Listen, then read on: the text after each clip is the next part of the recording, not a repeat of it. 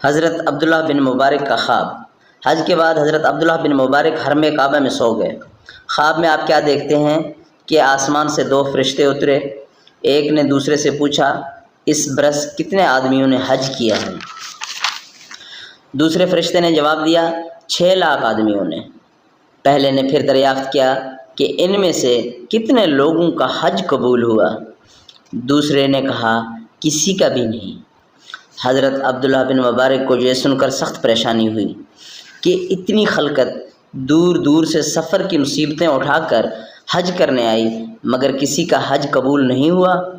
ابھی ان کی حیرت دور نہ ہوئی تھی کہ دوسرے فرشتے نے اپنے ساتھی سے کہا کہ دمشق میں ایک موچی رہتا ہے جس کا نام علی بن موفق ہے، اگرچہ وہ یہاں حج کرنے نہیں آیا مگر اس کا حج قبول ہو گیا ہے، اور خدا نے محض اس آدمی کی خاطر ان سب 6 لاکھ آدمیوں کو بخش دیا ہے اور ان کا حج قبول کیا ہے۔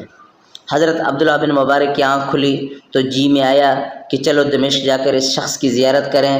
چنانچہ دمشق پہنچے اور علی بن موفق کے گھر کا سراغ لگایا۔ دروازے پر پہنچ کر دستک دی۔ علی بن موفق باہر آیا۔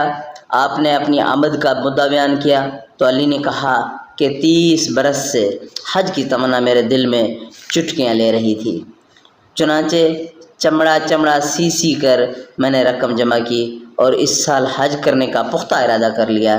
اسی اثناء میں میری بیوی نے کہا کہ پڑوسی کے ہاں سے سالن لے آؤ۔ چنانچہ میں گیا اور ان سے سالن مانگا۔ پڑوسی نے کہا کہ یہ گوشت تم پر حلال نہیں۔ میں نے پوچھا کیوں؟ وہ کہنے لگا، ہم 7 دن سے فاقوں سے ہیں، آج بچوں کی بھوک برداشت نہ ہوئی تو تھوڑا سا مردار پکایا ہے۔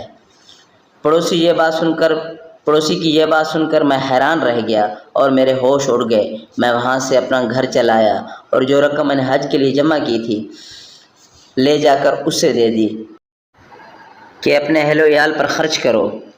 عبداللہ بن مبارک نے جب یہ بات سنی تو فرمایا کہ واقعی فرشتوں نے سچ کہا تھا کہ خدا نے محض علی بن موفق کی خاطر ان سب کو بخش دیا۔